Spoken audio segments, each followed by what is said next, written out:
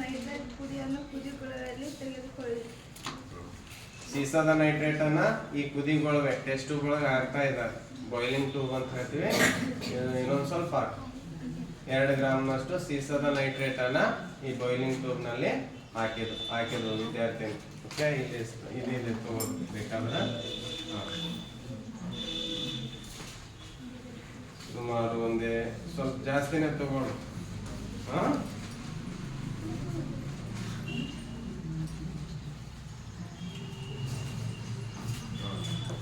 ಇವಾಗ ಸೀಸಾದ ನೈಟ್ರೇಟ್ ತಗೊಂಡು ಸೀಸಾದ ನೈಟ್ರೇಟ್ ನೀವು ನೋಡ್ಬೋದು, ಗಮನಿಸಬಹುದು.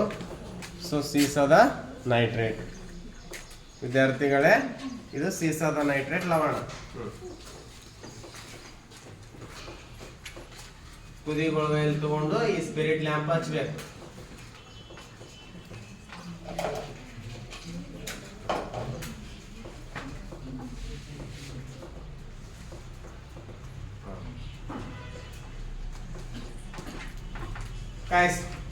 ಹೇಗೆ ಕಾಯಿಸ್ಬೇಕಂತೇಳಿ ಸ್ವಲ್ಪ ಮೇಲೆ ಇಡಬೇಕು, ಅಷ್ಟು ಮೇಲೆ ಅಲ್ಲ.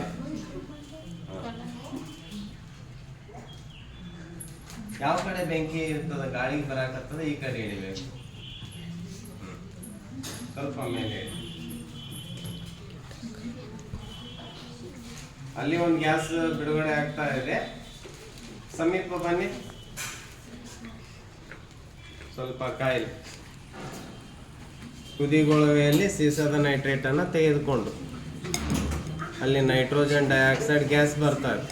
ಸ್ವಲ್ಪ ಕಾಯಿಲೆ.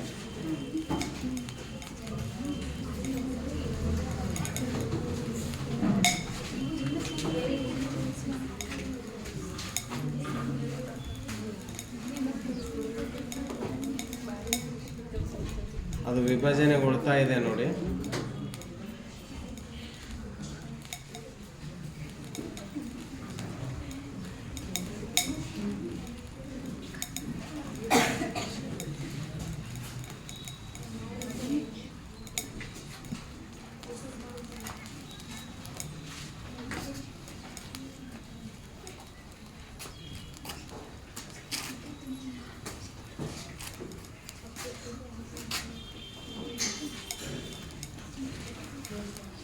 ಓಕೆ, ಮೇಲೆ ನೈಟ್ರೋಜನ್ ಗ್ಯಾಸ್ ಬರ್ತಾ ಇದೆ.